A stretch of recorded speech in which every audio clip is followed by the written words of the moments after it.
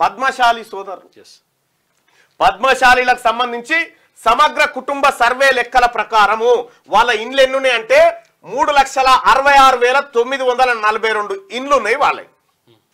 దీంట్లో పాపులేషన్ విషయానికి వస్తే 12,15,078 మంది ఇందులో పాపులేషన్ ఉన్నట్టుగా సమగ్ర కుటుంబ సర్వే లెక్కల ప్రకారం చూపించారు. 12,15,078 మంది ఉన్నట్టుగా సమగ్ర కుటుంబ సర్వే లెక్కల్లో పద్మశాలిల లెక్క చూపిస్తే వాళ్ళ పర్సెంటేజ్ ఎంత? 3.47%. మొత్తం టోటల్ పాపులేషన్ లో 3.47%. తెలంగాణ రాష్ట్రంలో ఉన్నటువంటి రెడ్డిల జనాభా కంటే పద్మశాలిల జనాభా ఎక్కువ. ఓన్లీ పద్మశాలిలే 3.47 వీళ్ళ జనాభా.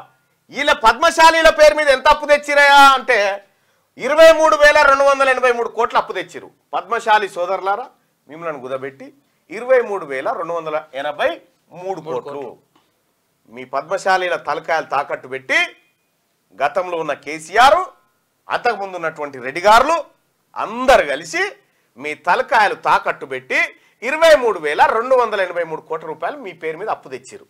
ఇప్పుడు అప్పు తెచ్చి ఉన్నది ఇంకా మీకెంత ఇచ్చిరా వాళ్ళకేనంటే 277 కోట్ల రూపాయలు ఇచ్చారు. చూసుకో 277 కోట్లు